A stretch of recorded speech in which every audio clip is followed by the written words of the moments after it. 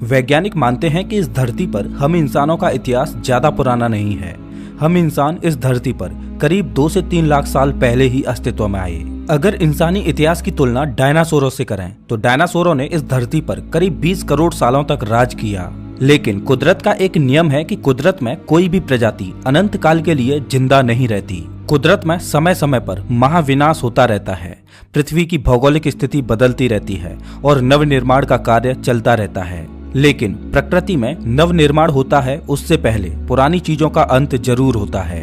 जब 6.5 करोड़ साल पहले एक एस्ट्रॉयड के टकराने से पृथ्वी पर 20 करोड़ सालों से राज कर रही डायनासोरों की प्रजाति इस धरती से गायब हुई तो उस महाप्रलय ने एक नव निर्माण का कार्य किया।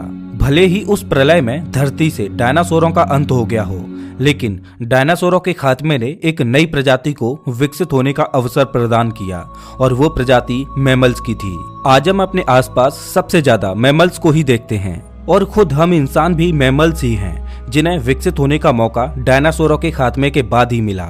ये कहना गलत नहीं होगा कि अगर डायनासोरों का खात्मा नहीं होता तो आज हम इंसानों का भी अस्तित्व नहीं होता। समय समय पर पृथ्वी की गहराई में बीते हुए कल के अवशेष मिलते रहते हैं जो पृथ्वी के अतीत को उजागर करते हैं, जिनसे हमें पृथ्वी के इतिहास का पता चल पाता है। आज हम इंसानों ने इतनी तरक्की कर ली है कि हम चांद तक पहुंच चुके हैं, लेकिन हमारा ज्ञान अभी भी इतना सीमित है कि हम पृथ्वी के बीते हुए कल के बारे में कुछ भी नहीं जानते। लेकिन क्या हो अगर मैं आपसे कहूं कि अतीत में पृथ्वी पर हम इंसानों से भी ज्यादा बुद्धिमान प्रजातियां निवास कर चुकी हैं? क्या हो अगर मैं आपसे कहूं कि अतीत में पृथ्वी पर 20-20 फीट के दैत्याकार इंसान भी राज कर चुके हैं? और ये मैं नहीं बल्कि पृथ्वी की गहराई में मिले अवशेष बताते हैं। नमस्कार दोस्तों, मैं हूं श्याम तोमर। स्वागत करता हूं आपका इस वीडियो में। साल 1950 में यूएस आर्मी की एक टीम ने ग्रीस में एक 18 फीट लंबे इंसानी कंकाल की खोज की और अलास्का में एक बड़े इंसान की खोपड़ी मिली जिसका अकेला सिर ही 3 फीट का था। उसके बाद साल 1993 में मंगोलिया में माइनिंग का काम करते समय वहां के वर्कर्स को एक और इंसानी कंकाल मिला जिसकी लंबाई 20 फीट से भी ज्यादा थी। जब इन कंकालों पर रिसर्च हुई और कार्बन डेटिंग से इनकी उम्र पता की तो पता चला कि ये सभी कंकाल 1,25,000 साल से भी ज्यादा पुराने हैं। अब इन कंकालों से एक बात तो साफ होती है कि या तो लाखों साल पहले एक नॉर्मल इंसान की लंबाई 20 फीट से ज्यादा होती थी या फिर उस दौर में महामानवों का राज चलता था। अगर हम अपने धर्म ग्रंथों की बात करें तो उनमें भी बड़े बड़े राक्षसों का जिक्र किया जाता है। दुनिया की अलग अलग संस्कृति मानती है कि इस धरती पर महामानव राज कर चुके हैं। 1935 में हांगकांग में खुदाई के दौरान एक इंसानी दांत मिला जिसकी लंबाई आम इंसान के दांत से 5 गुना ज्यादा थी। खैर जो भी हो, लेकिन पृथ्वी की गहराई में मिले अवशेष ये जरूर बयां करते हैं कि अतीत में पृथ्वी पर महामानवों का राज चलता था।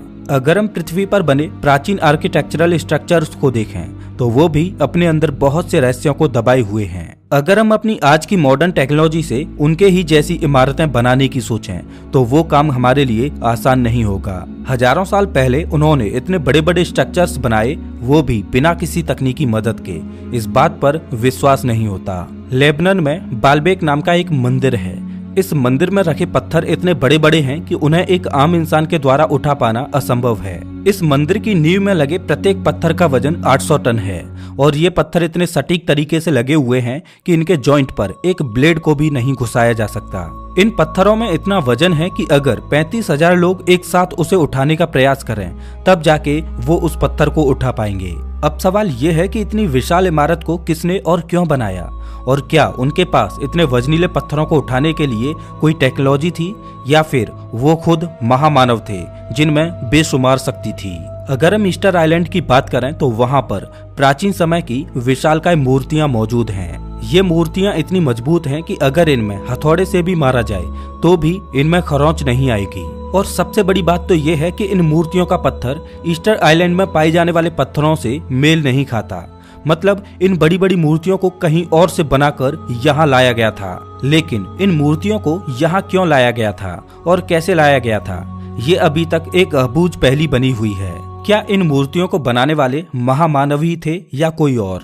मैक्सिको सिटी से 31 मील की दूरी पर एक प्राचीन इमारत बनी हुई है जिसे सिटी ऑफ गॉड के नाम से जाना जाता है। और इस इमारत की खास बात यह है कि इसमें बड़े बड़े पत्थरों से हमारे सोलर सिस्टम को दर्शाया गया है, जिसमें सूर्य सहित अन्य ग्रहों को भी दर्शाया गया है। और हैरानी की बात तो ये है कि इसमें प्लूटो को भी दर्शाया गया है। अब सोचने वाली बात ये है कि प्लूटो हमसे इतना दूर है कि इसको बिना किसी टेक्नोलॉजी के देख पाना असंभव है। खुद हम इंसानों ने ही प्लूटो की खोज 1930 में की थी। इससे ये तो साफ होता है कि अतीत में लोग महामानवी नहीं बल्कि बुद्धिमान भी थे, जिन्हें विज्ञान और एस्ट्रोनॉमी की अच्छी खासी जानकारी थी। और तो और पृथ्वी पर कई जगह बहुत से विशाल दानवों जैसे इंसानी पैरों के निशान मिले हैं, जो आम आदमी के पैरों से बहुत बड़े हैं। अब हम चाहे प्राचीन स्टोनहेंज की बात करें या नाजका लाइन्स की बात करें या फिर मिस्र के पिरामिड्स की बात करें, इन सभी को बनाने वाले कौन थे और उनका मकसद क्या था, ये कोई नहीं जानता। लेकिन हाँ, ये प्राचीन स्ट्रक्चर्स पृथ्वी के बारे में ये जरूर बताते हैं कि पृथ्वी पर हमसे पहले भी बुद्धिमान सभ्यताओं ने राज किया है। अगर हम महाभारत की बात करें तो ऐसा माना जाता है कि महाभारत के युद्ध के दौरान ऐसे हथियारों का उपयोग किया जाता था, वैसे हथियार आधुनिक मनुष्यों के पास भी नहीं है। प्राचीन किताबों में उड़ने वाले विमानों का भी जिक्र किया जाता है।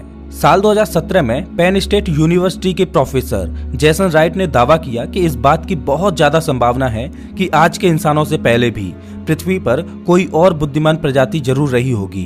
उन्होंने कहा कि इस धरती पर हम इंसानों का वजूद लाखों सालों से है, लेकिन अभी तक हमें खुदाई में जितने भी प्राचीन हथियार मिलते हैं वो मात्र कुछ ही हजार साल पुराने होते हैं। अब भला हम अपने पूर्वजों के इतिहास को ही कुछ हजार साल से ज्यादा नहीं देख पा रहे हैं, तो हम लाखों करोड़ों साल पहले पृथ्वी पर राज कर चुकी बुद्धिमान प्रजातियों के बारे में कैसे बता सकते हैं। दरअसल पृथ्वी पर समय समय पर तबाही आती रहती है, जैसे कि किसी उल्का का टकराना, सौर तूफान का हमला, ज्वालामुखी का फटना, बड़े स्केल पर भूकंप का आना, सुनामी का आना इत्यादि।